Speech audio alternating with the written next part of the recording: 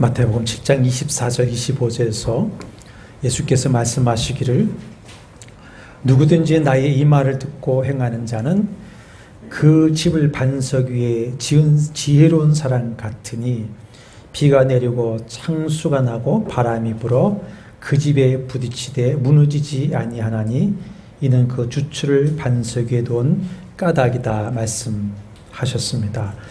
바울은 이제 로마서를 마치면서 마지막 16장 25절 27절에서 하나님께서 예수 그리스도의 복음으로 너희를 견고하게 하신다, 능히 견고하게 하신다, 이렇게 격려하고 있습니다. 우리의 믿음을 흔들고 우리의 구원을 뿌리채 뽑아버리려고 하는 창수와 같은 도전과 유혹이 참 많이 있습니다. 이단 사설뿐만 아니라 우리 삶에서 겪는 여러 유혹과 도전이 참 많습니다. 세상에 여러 죄와 욕심의 유혹도 많이 있지만 홍수와 바람 같은 우리의 삶의 질고를 당할 때, 또 믿는 성도라 하면서도 여전히 죄를 온전히 벗어버리지 못하고 반복하고 있는 자신으로 인해서 실망하면서 우리는 자신의 믿음과 구원의 도전을 받기도 하고 7장 사도 바울의 고백과 같이 탄식하며 흔들리기도 합니다. 이것을 이길 길이 무엇이냐? 주님이 말씀하신 것 같이 복음의 말씀에 반석 위에 견고하게 최우선으로 서는 것입니다. 그 대전제로 주신 말씀이 8장 1절과 2절 말씀이었죠. 같이 읽어보실까요? 그러므로 이제 그리스도 예수 안에 있는 자에게는 결코 정죄함이 없나니 이는 그리스도 예수 안에 있는 생명의 성령의 법이 죄와 사망의 법에서 너를 해방하였습니다. 아멘.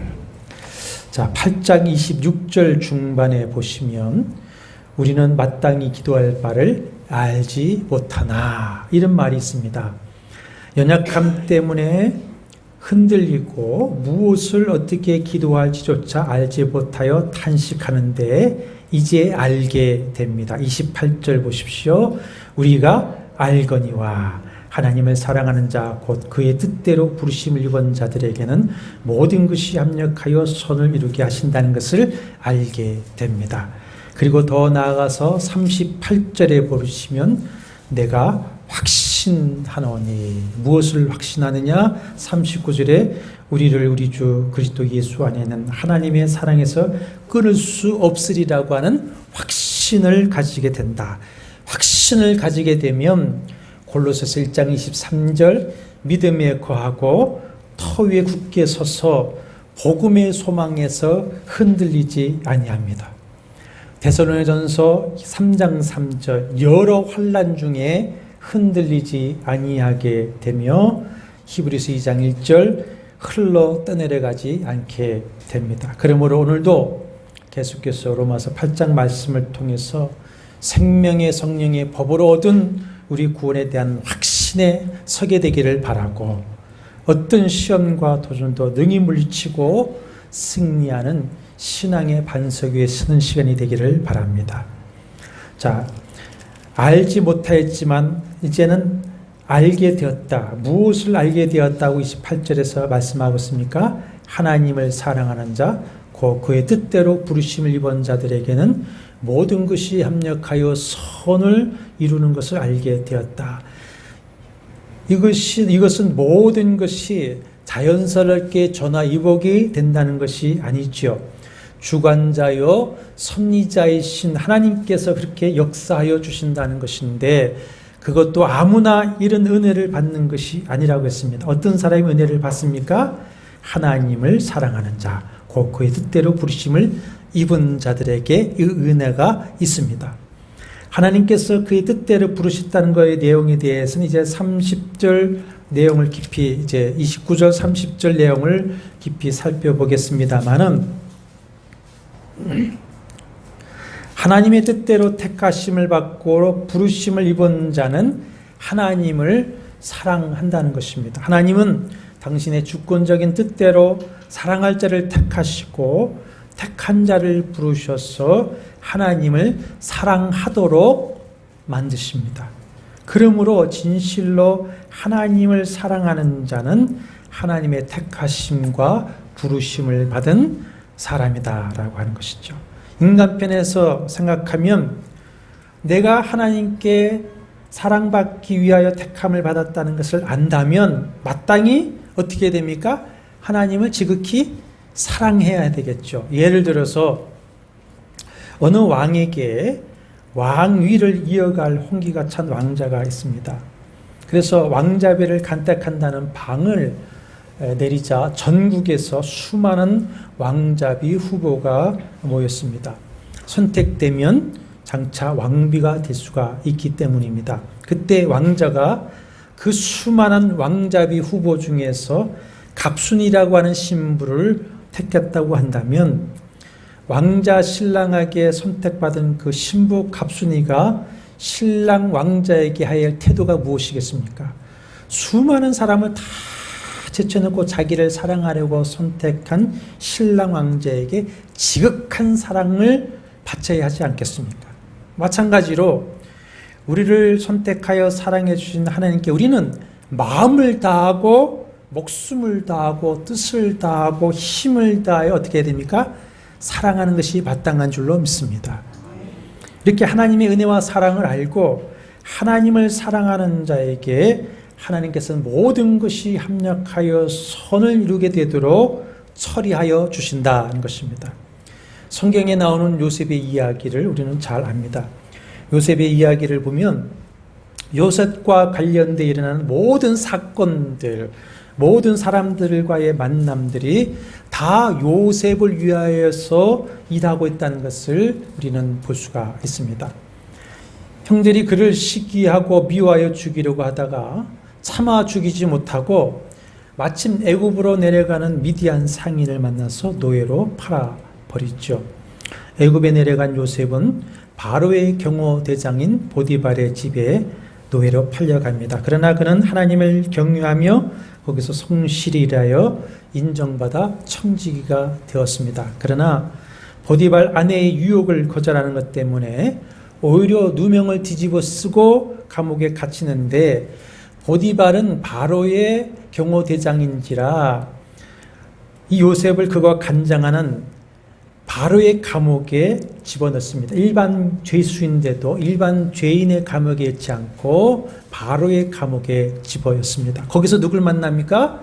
바로의 술 맡은 관원, 떡 맡은 관원을 만나 그들의 꿈을 해석해 주게 되었고 그 계기를 통해서 바로의 꿈을 해석해 주면서 마침내 총리가 되어서 세계에 닥친 7년 대흉년 때에 가족까지 구원하게 됩니다. 이것은 개인사를 넘어서 하나님의 구원의 역사를 이루시는 과정이라고 할 수가 있는데 여러분 이 과정을 보시면 형들의 배신, 노예 생활, 감옥 생활들 참 불행하고 견디기 힘든 고통의 시간들이었지만은 하나님께서 요셉을 택하셨고 요셉은 하나님을 믿고 사랑했기 때문에 하나님께서 그가 겪는 그 모든 사건들 만나는 모든 사람들이 요셉에게 유익하도록 섭리해 가시는 것을 볼 수가 있습니다.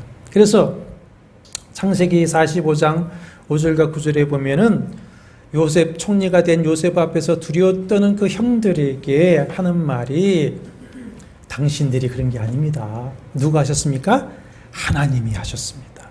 5번이나 하나님이 그렇게 하셨습니다. 말합니다. 이렇게 하나님께서 당신을 사랑하는 자녀요 성도의 삶을 간섭하여 모든 것이 합력하여 선을 이루게 하십니다. 그러나 하나님께서 모든 것이 합력하여 선을 이루고자 하는 그 성례 궁극적 목적이 무엇인가 하는 것입니다. 물론 하나님께서 택하시고 사랑하는 자녀 백성인 성도의 삶을 복되게 하기 위해서 모든 것이 합력하여 선을 이루게 하시는 것은 분명한 줄로 믿습니다. 그러나 하나님이 합력하여 선을 이루시는 목적이 우리의 이 생의 삶을 위한 것뿐이라면 그것은 기복신앙에 불과할 것입니다. 근데 성경의 신앙은 그것이 아니죠. 성경이 말씀하는 최종적이고 완전한 선은 무엇이냐? 우리의 구원입니다. 구원. 택하시고 사랑하시는 자의 최종적이고 온전한 구원을 성취하시기 위해서 하나님이 그 모든 것 안에서 섭리하여 나가신다 그랬습니다. 요셉의 삶을 통해 보여주신 것이죠. 그래서 빌립보서 1장 6절에 보면은 너희 안에 착한 일을 시작하신 이가 그리스도의 예수의 날까지 이루실 줄을 우리가 확신하노라. 그러니까 우리가 당하는 모든 일들을 통해서 우리로 하여금 뭘 갖게 하십니까? 믿음을 갖게 하시고, 또 믿음을 가진 이후에는 영적으로 변화되고 성장하고 성숙해져서 온전하고 영원한 구원에 이르도록 역사하시기 위함이다. 그렇습니다. 오늘의 말씀을 이해하기 위해서 하나님의 섭리를 다시 한번 정리해 드리겠습니다. 하나님의 섭리 하는데 하나님의 섭리가 무엇이냐? 하나님께서는 모든 만물을 당신의 선하신 목적과 뜻을 따라 창조하셨습니다. 그리고는 그 모든 만물이 당신의 선하신 목적과 뜻대로 이루어지도록 만물을 보존하시고 만물에 협력하시며 만물을 통치하십니다. 만물을 보존하시고 협력하시고 통치하시는 하나님의 행위를 가리켜서 하나님의 섭리하심이랍니다. 섭리. 특별히 이 모든 것을 합력하여 손을 이루시는 그 섭리를 통해서 우리에게 이루시고자 하는 것이 무엇이냐? 그것이 29절 30절의 내용인 것이죠.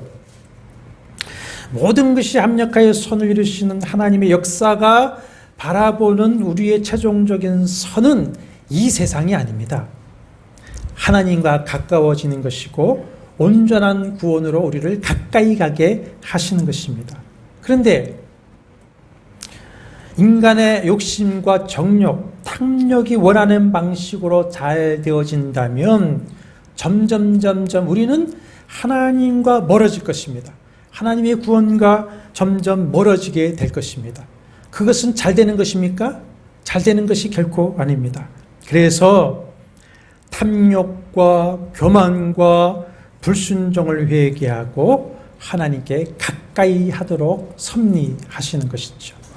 그 목적을 이루시기 위해서 친히 시험하시고 친히 연단하시기도 하고 때로는 고난과 실패도 허락하십니다. 그래서 우리가 즐거워하는 것을 끊도록 하십니다. 세상의 염증을 느끼게 하고 세상이 싫어지도록 세상에서 상처받는 일도 허락하십니다. 때로는 욥처럼 가족을 잃고 건강을 잃게 되며 사랑하는 사람에게 배신당하는 것을 허락하시기도 합니다. 욥은 그 풀무불 같은 시련 속에서 자기의 교만과 의가 깨어지면서 뭐라고 하느냐? 그가 나를 단련하신 후에는 순금같이 되어 나오리라 하면서 마지막에 뭐합니까? 내가 주께 대하여 귀로 듣기만 하였사오나 이제는 눈으로 주를 배옵나이다. 그러므로 내가 회개하나이다. 그런 욥을 하나님이 어떻게 하십니까? 다시 일으키시고 회복시켜 주시죠. 이렇게 하나님은 그 뜻대로 부르심을 입고 하나님을 사랑하는 자의 구원의 완성이라고 하는 그 선을 향하여 모든 것이 합력하여 선을 이루게 하신다는 것인데 그 하나님의 뜻이 바로 29절 30절입니다. 28절에 말씀하시는 하나님께서 그의 뜻대로 부르시는 것이 무엇인지를 이제 29절 30절에서 5단계로 설명을 하고 있는데 이것을 가리켜서 개혁주의 신학자들은 골든체인, 황금 사슬이라고 부르기도 합니다. 그 이유는 이 짧은 구절에서 기독교의 기본 교리라고 할 수 있는 구원의 도리를 한꺼번에 다 제시해주고 있기 때문에 그렇습니다. 그래서 로마서 8장을 시작하면서 많은 개혁주의자들은 말하기를 혹시 성경에 모두가 불타없어도 로마서 8장만 있으면 이 내용을 가지고도 우리는 구원을 받을 수 있다라고 말한 이유가 여기 있는 것이죠. 하나님께서 인간을 구원하시는 순서가 나오는데 이것을 신학적인 용어로는 우리가 세례 교육을 받는다든지 또 우리가 웨스트민스터 신앙고백서를 공부할 때에 구원의 서정이라고 하는 말로 배웠습니다. 근데 본문에는 5단계가 나오죠. 미리 하심, 미리 정하심, 부르심, 의롭다 하심, 영화롭게 하심이 나오는데 신학의 그 구원의 서정에서는 여기에 부르심과 의롭다 하심 사이에 중생과 회개와 믿음이 있고요. 또 의롭다 하심과 영화롭게 하심 사이에는 성화가 있고 성도의 견인이 있습니다. 로마서 8장을 가리켜서 성도의 견인에 관한 교리라고 할 수 있는데 성도의 견인이란 뭐냐? 제가 자꾸 성도의 견인 하는데 성도의 견인이 뭐냐? 성령으로 거듭나서 참된 믿음을 가진 성도는 내주 임마누엘 하시는 성령께서 붙들어 주시는 그 은혜로 말미암아 결코 구원을 잃어버릴 만큼 타락할 수 없고 믿음을 버릴 수가 없다. 성령의 은혜와 또 성도가 성령을 의지함을 따라서 끝까지 믿음을 지키고 성화의 삶을 살아서 구원의 완성에 이르게 된다. 이것이 성도의 견인입니다. 로마서 전체는 바로 이 성도의 견인에 대한 말씀이라고 할 수가 있습니다. 제가 지난 5, 6년 동안 이 구원의 교리에 대한 공부와 강론에 아주 중점으로 해왔습니다. 교리라고 하는 것은 다른 것이 아니죠. 이 성경 말씀을 조직적으로 체계적으로 정리한 것이 교리인 겁니다. 다른 데서 나오지 않았습니다. 교리입니다. 그러므로 그래서 저희들이 이렇게 교리책을 공부하면요, 말씀으로 되어 있습니다. 구구절절 말씀으로만 되어 있습니다. 그러므로 교리를 공부함으로 우리의 신앙을 말씀의 반석에 세우는 것이죠. 그래서 이단이나 사탄의 미혹을 받더라도 우리가 바른 믿음을 지키게 되는 것이고요. 교리를 통해서 진리를 배우고 알면 알수록 구원의 확신을 가지게 되고 그러면서 더 하나님을 알아가게 됩니다. 하나님의 크신과 사랑을 더 깊이 알아가면서 더욱 하나님을 사랑하고 경배하도록 되어 있어요. 그것이 교리 공부입니다. 자, 첫 번째 하나님의 미리 하심입니다. 29절 보시면 하나님의 미리 하신 자들을 또한 그 아들의 형상을 본받게 하기 위해 미리 정하셨으니 하셨는데 미리 하셨다. 과거이죠. 헬라어의 문법은 부정 과거, 과거에 일어났던 사건입니다. 어떤 사실이 있기 전에 또한 어떤 것이 나타나기 전에 아셨다. 하나님의 예지입니다. 미리 하심. 그러나 이 하나님이 미리 하신다는 것을 잘못 이해해서는 안 됩니다. 장로교 신앙과 감리교 오순절 교통의 신학은 다릅니다. 감리교 오순절 교통의 신학은 알미니안이라든지 웨슬리안주의라고 하는데 여기에서는 이 하나님의 예지를 어떻게 얘기하느냐, 장차 믿음을 가질 사람을 미리 내다보는 것으로 이해를 해서 어떤 사람이 믿을 것이라는 사실을 미리 아시고 그 사람을 구원하기로 미리 정하셨다, 예정하셨다 이렇게 하는데, 이렇게 되면 우선 사람의 구원의 근거가 하나님의 무조건적인 은혜에 있지 않고 뭐에 있게 되는 겁니까? 자기 인간의 공로에 있게 되는 것이죠. 에베소서 1장 4절과 5절 말씀에 보면 창세전에 그리스도 안에서 우리를 택하사 그 기쁘신 뜻대로 우리를 예정하사 예수 그리스도로 말미암아 자기의 아들들이 되게 하셨다. 에베소 2장 8절에는 너희는 그의 은혜에 의하여 믿음으로 말미암아 구원을 받았으니 이것은 너희에게서 난 것이 아니요 하나님의 선물이라. 내가 믿는다고 할 때의 그 믿음조차도 뭐다? 하나님의 선물이에요. 그렇기 때문에 구원은 뭐라는 겁니까? 은혜다 이거, 은혜다. 아멘이십니까? 그리고 29절에서 잘 보십시오. 하나님이 미리 아신 자들 했을 때에 하나님이 아시는 것은 아신 자들, 사람들을 아시는 것이지 그 사람들에 대한 정보가 아니에요. 그 사람들이 이렇게 할 것이라고 하는 것을 아신다는 거 아닙니다. 누구를 아십니까? 그 사람이 믿을 것인지 믿지 않을 것인지를 아시는 것이 아니라 그 사람 자체, 나 자체를 미리 아신다는 것. 이게 굉장히 중요한 겁니다.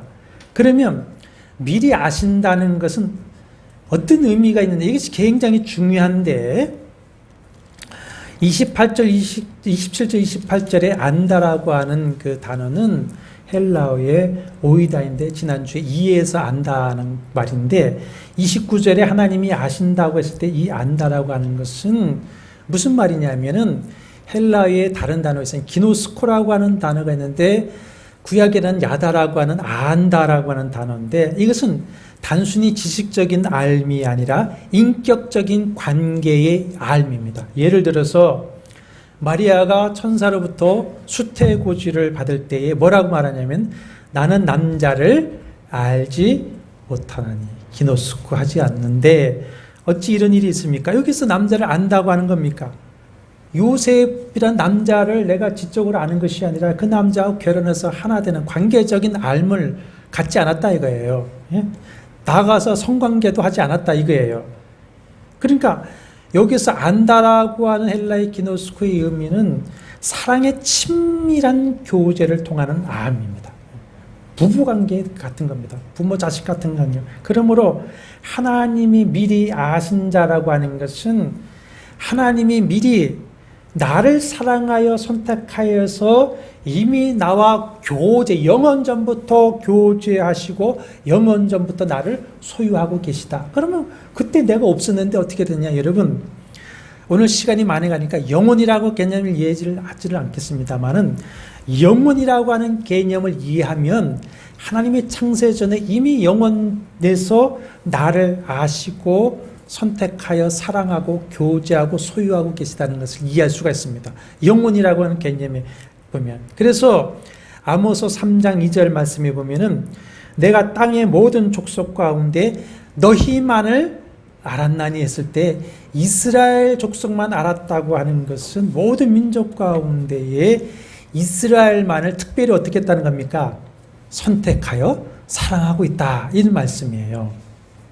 이렇게 미리 아신 자들을 또한 그 다음에 그 아들의 형상을 본받게 하기 위하여 미리 정하셨다. 두 번째, 미리 정하시는 것인데 이 미리 정하셨다는 것은 미리 결정하다, 예정하다 이런 뜻입니다. 다시 에베소서 1장 4절과 1장 4절과 5절에 곧 창세전에 그리스도 안에서 우리를 택하사 우리로 사랑 안에서 그 앞에 거룩하고 흠이 없게 하시려고 그 기쁘신 뜻대로 우리를 예정하사 예수 그리스도로 말미암아 자기의 아들들이 되게 하셨으니 해놓고는 에베소서 1장 11절에 가면 그 모든 일을 그의 뜻대로 뜻의 결정대로 하시는 이의 계획을 따라 모든 일을 그의 뜻의 결정대로 하시는 이의 계획을 따라 우리가 예정을 입어 그 안에서 기업이 되었으니 그랬습니다. 창세 전에 미리 하신 자, 즉 미리 사랑하시고 선택하신 자를 구원하시기로 그의 기쁘신 뜻대로 미리 어떻게 하신 겁니까? 결정하셨다. 이것이 예정입니다. 예정. 이런 하나님의 예정 교리는 이것을 말해주고 있죠. 우리가 구원을 얻는 것은 우리 자신의 결정이나 우리 자신의 어떤 행위나 의로 구원받는 것이 아니다라고 하는 것입니다.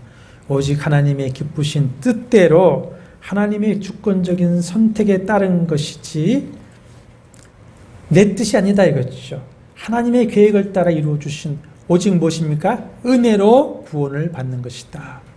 이 예정교리는 그리스도 예수께서 고난의 십자가를 지신 것은 사람들이 십자가를 부인하는 사람들이 말하는 것처럼 우연히 된 사건이 아니라 우리를 구원하시기 위해서 만세전에 예정하신 뜻을 따라 이루어진 구속의 사건이라고 하는 것을 증명해 주는 것입니다. 하나님께서 미리 아신 자를 미리 정하시고 정하신 자를 구원하시기 위해서 만세전에 뭘 예정하십니까? 독생자의 십자가를 예정하셨고 아들은 아버지의 뜻을 따라 이 땅에 오셔서 고난을 받으셨습니다. 예정의 교리는 이것을 말하는 겁니다. 그래서 로마서 5장 8절에 우리가 아직 죄인 되었을 때에 그리스도께서 우리를 위하여 죽으심으로 하나님께서 우리에 대한 자기의 사랑을 확증하셨느니라 선포합니다. 그리고 하나님께서 우리를 선택하시고 예정하셨다는 것은 뭘 말하느냐? 우리의 구원이 보장이 되었다는 것입니다. 내가 지금 비록 연약하고 부족할지라도 성령께서 우리를 붙드시고 결국 우리의 구원을 이루어 가신다는 것입니다. 이것이 뭡니까? 성도의 견인교리입니다. 성도의 견인교리. 이렇게 미리 아신 자들을 미리 정하신 이유가 뭐라고 말씀하시냐? 29절 하반절 보시면 그 아들 예수 그리스도의 형상을 본받게 하기 위하여 미리 정하셨으니 이는 그로 많은 형제, 그는 예수 그리스도죠. 많은 형제 중에서 맏아들이 되게 하려 하심이라. 그러면 그 아들 예수 그리스도의 형상은 어떤 형상입니까? 삼위일체 하나님의 형상이요. 처음 사람을 창조하실 때에 그 삼위일체 하나님의 형상대로 사람을 지으셨습니다. 그 하나님의 형상을 사람이 범죄하고 타락하여 부패함으로써 그 하나님의 형상이 죄인의 형상이 되어버렸습니다. 이제 예수 그리스도를 믿고 성령으로 거듭나서 예수의 영이신 성령께서 내주하심으로 우리는 그리스도와 어떻게 됐습니까? 연합하게 되었어요. 그래서 예수 그리스도의 본질적인 그 하나님의 성품에 참여하게 된 겁니다. 참여. 그리고 연합함으로 말미암아 성령으로. 그래서 이제는 우리가 그의 영을 따라서 살아가면서 이 죄인의 성품을 날마다 벗어버리고 누구의 형상을 이루어가는 겁니까? 예수 그리스도의 형상을 이루어가는 겁니다. 이것이 바로 제가 늘 반복해서 말씀드리는 표입니다. 예수 믿기, 그 다음에 예수 닮기, 예수 살기입니다. 예수 믿기, 예수 닮기, 예수 살기입니다. 이렇게 이 땅에서 그분의 성품을 닮아 살아갈 뿐만 아니라 부활 후에는 17절 말씀과 같이 그리스도와 함께라는 것, 그리스도의 동일한 영광을 받게 되는 것이죠. 이것이 바로 성화의 삶을 거쳐서 최종적으로 영화롭게 되는 것입니다. 자, 세 번째, 이렇게 미리 아신 자들을 미리 정하시고, 세 번째 단계는 30절 보십시오. 또 미리 정하신 것들을 또한 어떻게 하시고 부르시고 그렇습니다. 부르시는 단계 소명입니다. 하나님 미리 아시고 미리 정하실 뿐만 아니라 당신이 구원하기로 작정한 그 한 사람 한 사람을 어떻게 하십니까? 부르십니다. 하나님의 부르심은 하나님 편에서는 부르심이요, 내 편에서는 뭡니까? 믿고 순종하는 것입니다. 믿고 순종하는 것. 어떻게 부르시느냐? 데살로니가후서 2장 14절에서는 복음으로 너희를 부르신다. 복음으로. 에베소 4장 4절에서는 성령으로 부르신다. 이렇게 말씀을 하고 있습니다. 예수 그리스도의 복음을 주님의 제자들이 전하는 것은 뭐냐면 하나님의 부르심입니다. 부르심. 하나님께서 땅끝까지 복음을 전하라고 하는 그 명령을 통해서 세상 모든 사람들을 복음으로 부르시는 것이죠. 그러나 모두가 그 복음에 순종하고 믿지 않습니다. 어떤 이는 거부하고 어떤 이는 그 복음으로 부르심을 듣고 순종해서 믿게 됩니다. 그러면 어떤 이가 복음의 부르심을 듣고 믿어 순종합니까? 하나님께서 미리 아시고 미리 정하신 자들이다. 미리 정하신 자들. 하나님 미리 아시고 미리 정하신 자들은 하나님이 부르심에 반드시 믿고 순종하게 되었습니다. 반드시 믿고 순종하게 되었어요. 왜 그렇게 되는가? 자, 복음에는 부르심에는 두 가지가 있습니다. 먼저 외적 부르심이라는 것이 있는데 모든 사람, 모든 인류가 예수의 제자들이 땅끝까지 전하는 복음을 듣고 복음의 부르심을 받습니다. 그러나 많은 이가 거부하죠. 그러나 하나님이 미리 아시고 미리 정하신 자들은 이 복음으로 그들을 부르실 때, 우리를 부르실 때에 고린도전서 1장 23절 24절에 보면은 십자가에 못 박힌 그리스도가 유대인에게는 거리끼는 것이요 이방인에게는 미련한 것이로되. 그래서 이 복음의 부르심에 거부하죠. 그런데 오직 부르심을 받은 자들에게는 이 그리스도의 복음이 하나님의 능력이요 하나님의 지혜가 됩니다. 동시에 복음의 말씀으로 부르실 때 뭐로 부르시냐면 성령으로 부르십니다. 성령. 이 성령으로 부르심을 그렇게 해서 내적 부르심이라고 그랬죠. 이 성령이 우리 안에 오셔서 우리를 복음으로 부르실 때에 그 부르심에는 아무도 거부할 수가 없습니다. 이 부르심은 거부할 수 있는 초청이 아니라 순종하게끔 하시는 부르심이에요. 순종하게끔 하는 부르심. 그래서 8장 2절 뭡니까? 생명의 성령의 법이 뭐라 했습니까? 권세라 했습니다. 성령의 권세로 오셔서 우리의 영혼을 거듭나게 하시고 우리로 하여금 믿고 순종하게 만드시는 것입니다. 그것이 생명의 성령의 법 권세입니다.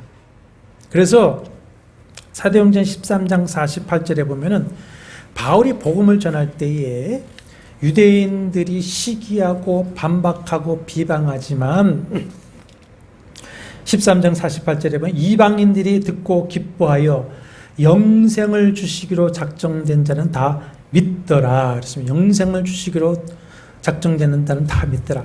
하나님 미래하시고 작정된 자는 성령으로 부르실 때에 아무도 저항할 수 없고 믿고 순종하게 됩니다. 이것을 가리켜서 우리 칼빈주의 정론에서는 불가항력적 은혜, 거부할 수 없는 은혜를 주신다. 그러니까 여러분과 제가 진실로 예수 그리스도를 믿고 순종해서 여기 있다고 한다면은 거부할 수 없는 은혜를 받고 여기 있는 겁니다. 거부할 수 없는 은혜를 받고. 그러므로 복음을 들을 때에 나에게 믿음이 일어나서 내가 믿고 순종했다고 하는 것은 무슨 증거입니까? 하나님께서 복음과 성령으로 나를 부르셨다고 하는 것이고 그 부르심의 이전에 하나님께서 어떻게 하셨다는 겁니까? 미리 나를 아시고 미리 나를 정하셨다라고 하는 것입니다. 그러니까 성도는 하나님께 부름을 받은 자이고 우리 교회는 하나님께 부름받은 공동체예요. 그러니까 이 성도와 교회는 소명의식을 가져야 됩니다. 우리는 나는 하나님께 부르심을 받은 자다. 소명의식에 철저해야 되고 그 소명의식에 충성해야 되는 것이 성도와 사명입니다. 충성이라는 거 하는 건 뭡니까? 죽는 겁니다. 죽는 겁니다. 온 것을 다 해서 다 죽도록 충성하는 것이 충성입니다. 소명에 충성해야 되는 겁니다. 넷째로 부르신 그들을 또한 의롭다 하시고 했습니다. 칭의입니다. 이것은 로마서 1장에서 4장의 내용인데 거기에 보면 우리가 아직 죄인 되었을 때에 우리가 하나님과 원수 되었을 때에 우리가 아직 연약할 때에 누구를 보내셨습니까? 아들을 십자가에 보내어 죽게 하시고 그 아들이 행하신 그 십자가의 대속의 사역을 근거로 해서 하나님의 복음과 성령으로 부르심에 순종하여 그 아들 예수 그리스도의 십자가를 믿고 회개하는 자들을 이제는 용서하시고 죄 없다, 의롭다 선언하시는 것 그것입니다. 하나님의 법정에서 이제는 너는 죄인이 아니라 누구다? 의인이야. 이렇게 하나님이 선포하시는 것이 의롭다, 칭의입니다. 그렇다고 우리가 죄 없는 것은 아니지요. 죄인이지만 우리가 믿을 때 예수 그리스도의 의를 우리에게 전가하셔서 하나님의 거룩한 의를 우리에게 선물로 주시는 것이 칭의입니다. 그렇기 때문에 로마서 8장 1절 그러므로 이제 그리스도 예수 안에 있는 자에게는 결코 뭐가 없습니까? 정죄함이 없느니라. 누가 하시는 겁니까? 무엇이 하시는 겁니까? 생명의 성령이 법이 하시는 것이죠. 다섯째, 의롭다 하신 그들을 또한 영화롭게 하십니다. 구원의 완성, 온전한 구원입니다. 이것은 8장 23절에 탄식하며 기다린 그 몸의 속량이 완전히 이루어지는 상태, 그리스도께서 강림하실 때에 신령한 몸으로 부활해서 더 이상 이제는 우리의 이 죄와 죄성과 세상에서 완전히 해방되어서 예수 그리스도의 그 부활하신 형상과 같이 고린도서 15장에 보면은 영광스러운 것, 영의 몸, 신령한 몸을 입고서 로마서 8장 17절 18절에 그리스도와 함께 그리스도와 동질한 하나님의 나라를 상속받고 그리스도와 동질의 영광을 받게 된 상태. 그것이 뭡니까? 영화입니다. 영화. 근데 이 영화와 칭의 사이에는 성화와 성도의 견인이 있는데 다 지금 성령의 도우심인데 지금 다 이 안에서 법문에서 말씀을 하고 있습니다. 그런데 한 가지 29절 30절 말씀에서 놀라운 은혜의 진리를 한 가지 발견하게 됩니다. 자, 30절 끝에 보십시오. 그들을 또한 영화롭게 어떻게 하셨습니까? 하셨느니라. 자, 미래입니까? 과거입니까? 과거 시제로 썼어요. 하셨느니라. 영화롭게 되는 것은 과거입니까? 시간적으로 보면 앞으로 되어질 일입니까? 미래에 될 일인데 미래 시제인데 여기서는 하셨느니라. 과거, 그것도 부정과 과거에 이미 일어난 사건으로 말씀을 하고 있어요. 이것만이 아니라 원어를 공부해 보면 29절 30절에 모두가 다 부정과거입니다. 미리 아셨다는 것도 과거요, 정하셨다는 것도 과거요, 부르셨다는 것도 과거요, 의롭다 하셨던 것도 과거요, 영화롭게 하셨다는 것도 다 과거로 표현하고 있습니다. 다 과거입니다. 그 무슨 말씀을 하시고자 하셨느니라 과거로 말씀을 하시느냐? 헬라는 이런 문법이 있습니다. 비록 미래의 사건이지만 그것이 너무나 필연적이고 확실한 게 이루어질 사건일 때에 부정과거로 씁니다. 과거 이루어진 거로 사용합니다. 이것은 하나님께서 이 나의 구원을, 택하신 자의 구원을 예정하시고 작정하신 것이기 때문에 누가 하시는 겁니까? 하나님, 영원하신 하나님이 하실 것이므로 반드시 어떻게 한다? 이루어질 것이다. 아멘입니까? 뭐가요? 우리의 구원이, 나의 구원이. 이것이 뭐라고요? 성도의 견인이다. 이 견인이다. 그러니까 내가 예수 그리스도를 믿고 영접할 때에 무엇이 됐습니까? 하나님의 자녀가 되었고 그때 의롭다함을 얻었고 영화롭게 이미 되었고 이미 그때에 우리는 영생을 얻은 것입니다. 아멘이십니까? 내가 받은 이 구원, 하나님의 사랑은 결코 이미 과거에 이루어졌는데 어떻게 취소됩니까? 취소될 수가 없습니다. 반드시 그의 은혜와 능력이신 생명의 성령의 범으로 성취될 것이다. 아니, 이미 말씀들을 보면은 예수 그리스도 안에서 성취되었다. 그것이 로마서 8장 24절에 말씀하는 구원의 소망입니다. 여러분, 우리가 세상에서 소망을 가져라, 비전을 품어라고 하는 것은 현재에서 미래를 보는 거죠. 그죠? 미래의 소망, 미래의 비전을 보는 것입니다. 근데 그 미래는 어떻습니까? 불안전해요. 근데 성경에서 말씀하는 그 하나님의 진정한 소망, 비전은 반대입니다. 세상에서는 여기 현재에서 불확실한 미래를 바라보는 것이지만 하나님의 비전과 소망은 확실한 미래에서 현재로 오는 거예요. 확실한 미래에서. 영원에서 현재로 오는 거예요. 이렇게 우리에게 주어진 구원의 소망은 지금 과거와 현재에서 또 불투명한 미래로 가는 게 아닙니다. 그래서 믿어봐야 알지, 죽어봐야 알지가 아닙니다. 이미 우리는 어떻게 했습니까? 구원 받았습니다. 이미 영생을 얻었습니다. 이미 우리는 영화롭게 되었습니다. 진정한 소망, 하나님이 주신 구원의 소망은 하나님이 이미 영원 속에서 이루어진 그 확실한 미래에서 현재를 바라보는 소망입니다. 거꾸로 보는 거예요. 거꾸로. 현재에서 미래를 보는 것이 아니라 구원의 소망은 이루어진 영혼의 이루어진 것에서 현재를 보는 겁니다. 그래서 다 과거로 보는 거예요. 과거로. 이것은 뭐냐? 우리가 받은 구원에 대한 확신, 승리의 확신을 우리에게 불어주는 것이죠. 그러면 이 구원의 확신과 승리의 확신, 이미 나는 구원받았어. 이미 의롭다함을 얻었어. 그러면 이제 마음대로 살아도 되겠구나가 아니라 내가 하나님의 사랑을 받고 구원받은 하나님의 백성으로서 이제는 그렇기 때문에 나는 거룩한 성화의 삶을 살아가야 한다. 로마서 8장 24절 25절 말씀처럼 이 소망 가운데 확실한 그 소망이 있기 때문에 그 소망 가운데에 모든 것을 참고 견디며 기다려야 된다.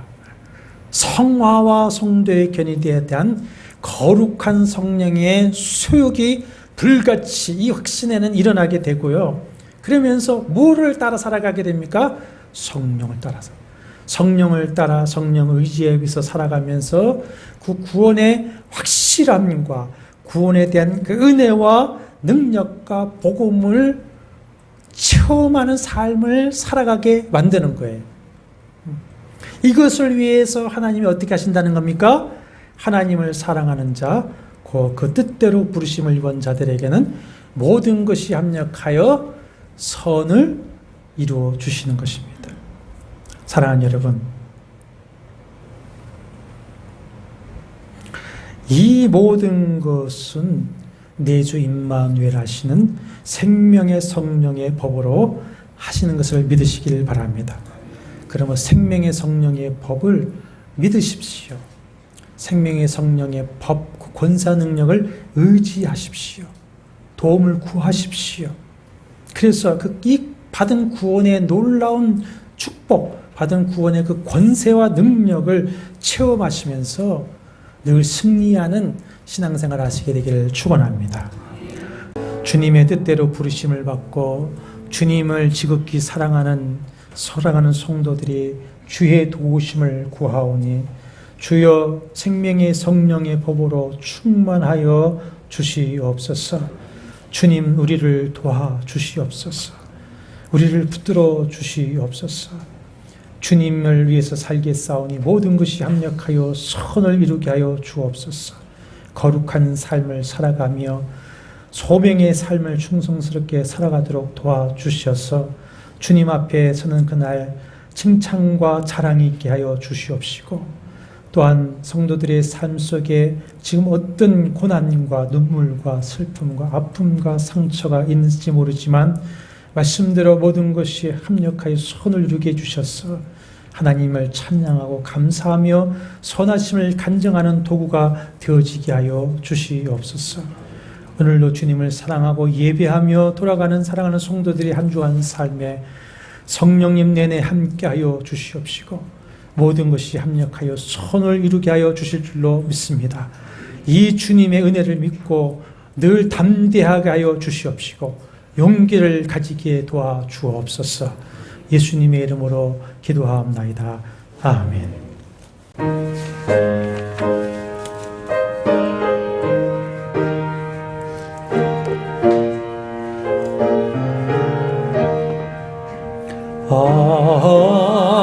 하나님의 은혜로 있을 데 없는 자 왜 구속하여 주는지 난 알 수 없도다.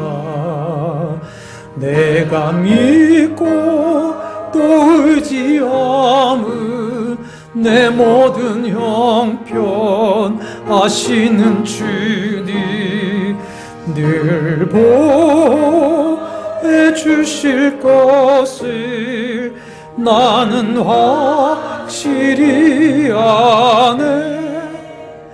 왜 내게 굳센 믿음과 또 복음 주셔서 내 마음이 항상 변함지 나나 수 없도다.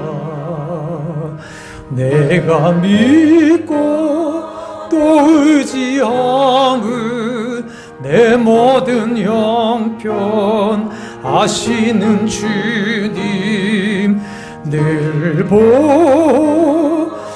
주실 것을 나는 확실히 아네.